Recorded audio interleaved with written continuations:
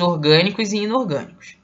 Os minerais inorgânicos, eles desempenham funções importantíssimas para o ser vivo, e a deficiência de algum deles no corpo pode causar doenças e prejuízo.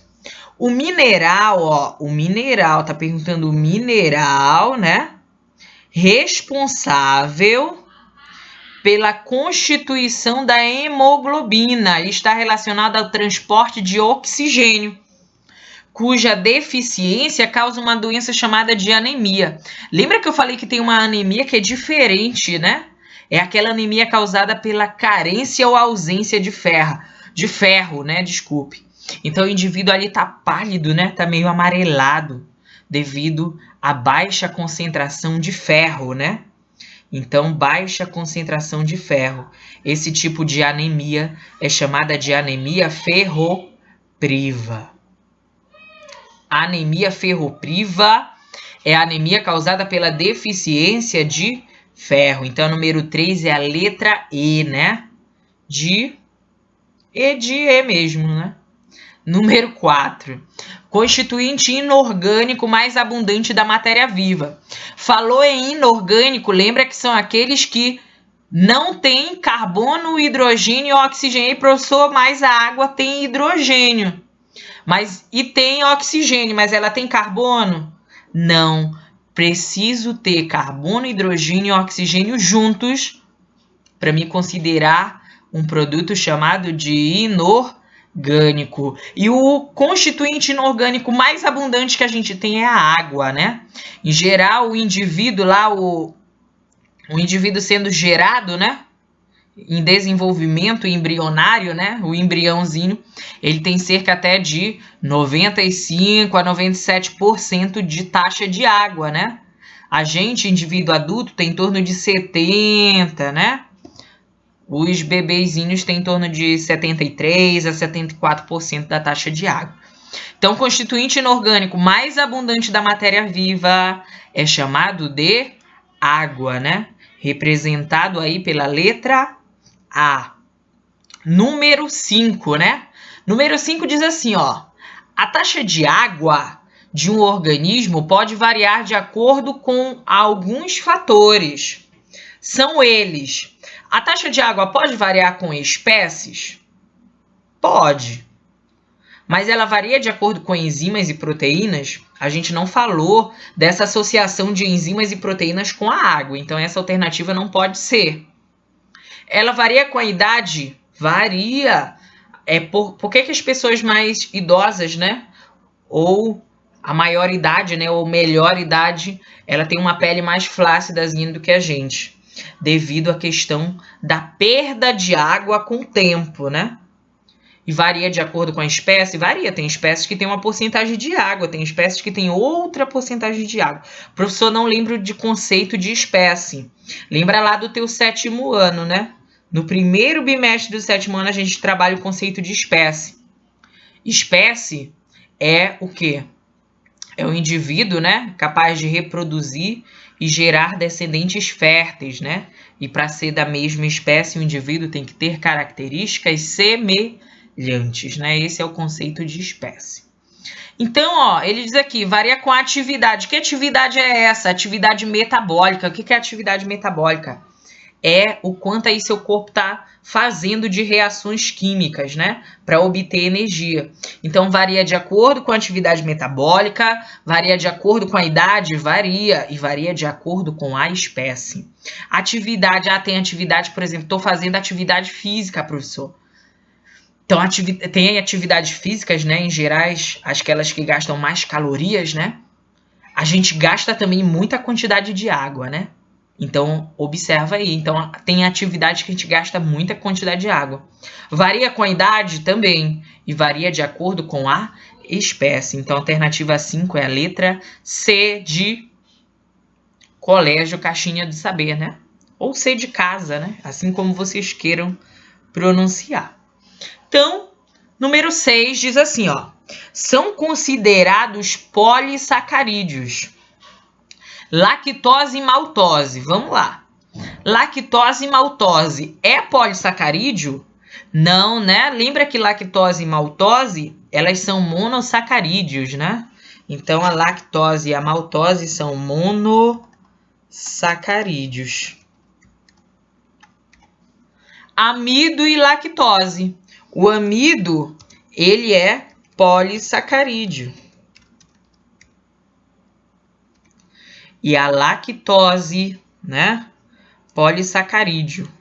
E a lactose, ela é um Na verdade, lactose e maltose, desculpe, né? É um disacarídeo, né?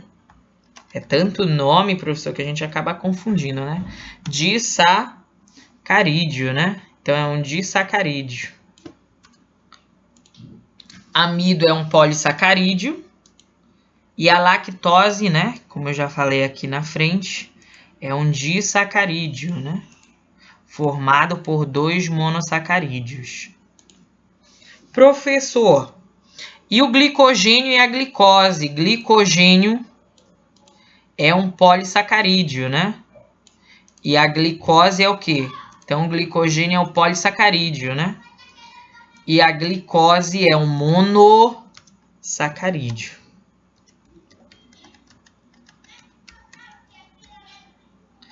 Professor, e aonde é que está os polissacarídeos? Somente aonde? Em amido e glicogênio. Então, somente amido e glicogênio formam o que a gente chama de polissacarídeos, tá bom?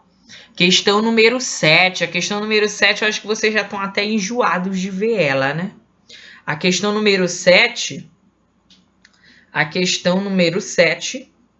ela diz assim, ó, a osteoporose é uma doença que comete principalmente as mulheres após os 50 anos de idade, caracterizada pela perda de tecido ósseo, o que leva a fraturas, né?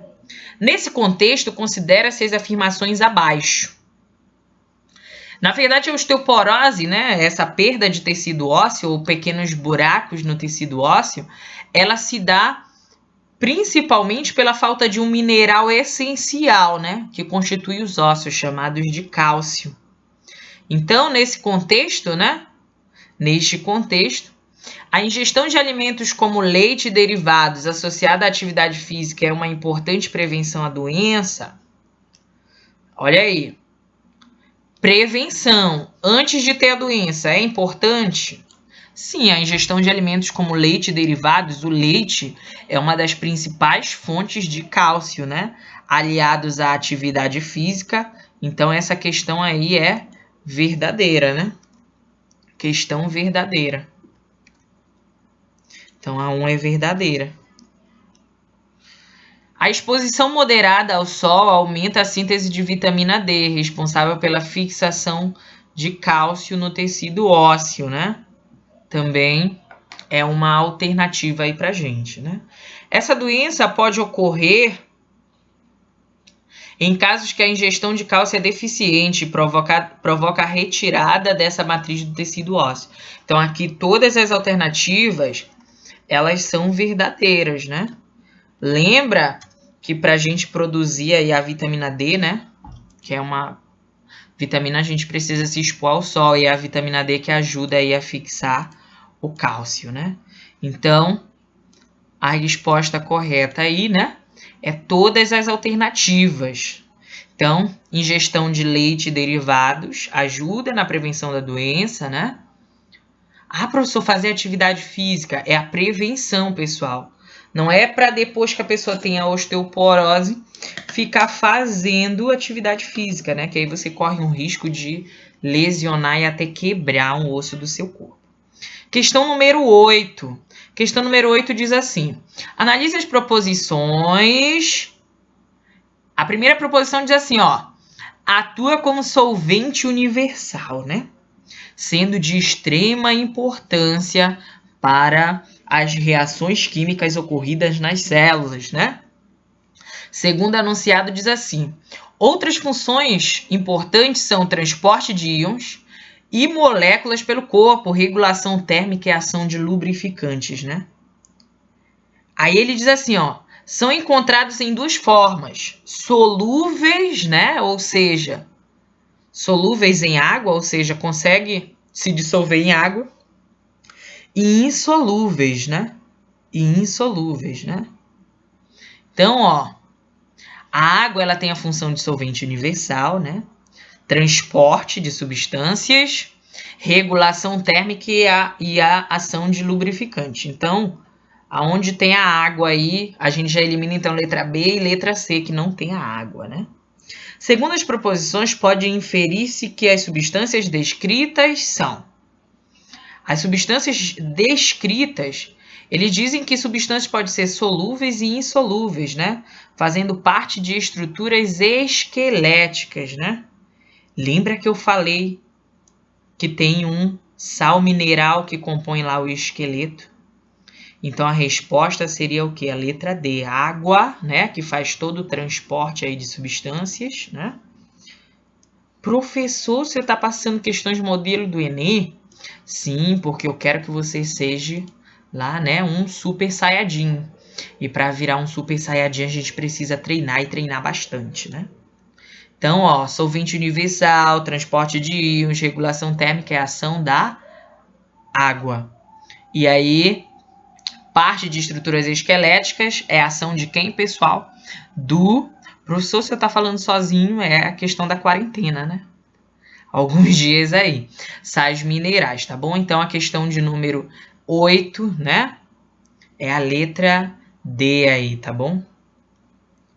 Questão de número 9, que aqui está número 7, né? Diz assim: a água apresenta propriedades físico-químicas que coloca em posição de destaque como substância essencial à vida. Dentre essas, destacam-se propriedades térmicas, biologicamente muito importantes. Segundo a propriedade físico-química mencionada no texto, confere-se à água a capacidade de quê? Ele está dizendo aqui, ó, que a água tem propriedades físico-químicas, ou seja, propriedades físicas e propriedades químicas que põem ela em destaque, né? Sendo uma substância essencial à vida. Dentre essas propriedades, né? Ó, serve de doador de elétrons para a fotossíntese. Lembra que eu falei que não é a água participa da fotossíntese? Participa, né? Mas ela não é o principal carro-chefe aí da fotossíntese, sim o magnésio. A água funciona como regulador térmico para os indivíduos. Cara, essa questão tá muito bacana, né? Olha aí, ó, funciona não, ou funcionar como regulador térmico. A água não funciona como regulador térmico? Funciona, né? Agir como solvente universal nos tecidos animais e vegetais. Transportar os íons de ferro e magnésio nos tecidos vegetais, não somente esses íons, né? Funcionar como mantedora do metabolismo nos organismos vivos, né? A água também funciona. Então, as questões que estão certas aí, né? Que a gente já discutiu algumas na sala. Desculpa eu estar correndo um pouquinho, é porque a gente já está em um tempo bem expressivo, né? Então, funciona como regulador térmico, né? E transporte aí de o solvente universal, né? Então, essas que eu estou destacando aí são as questões corretas. Número 9. Vou resolver primeiro 10 questões, tá bom? E depois eu venho com a segunda parte da revisão, até para não ficar tão longo, né? E você não começar a sentir sono aí nessa quarentena, né? Nessa questão da videoaula. 9. Os glicídios são as principais fontes de energia diária. Para quem não conhece, os glicídios são a mesma coisa que os carboidratos. Os glicídios são as mesmas coisas que carboidratos. São as principais fontes de energia diária para os seres humanos e são classificados como monossacarídeos, oligosacarídeos, que são um grupo de disacarídeos, né? E polissacarídeos. De acordo com o tamanho da molécula.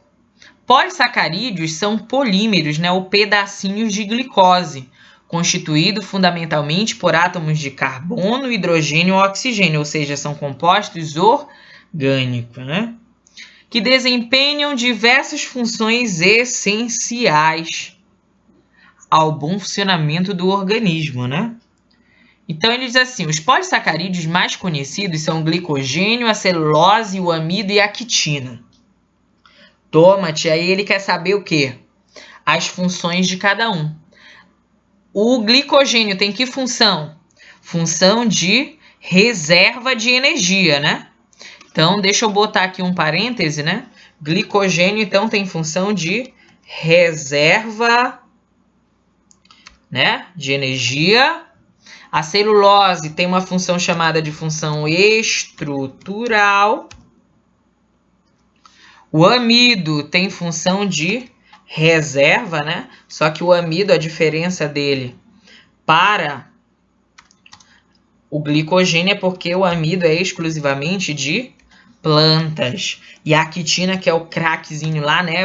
Aquele estalozinho da barata, tem a função estrutural, né? Nos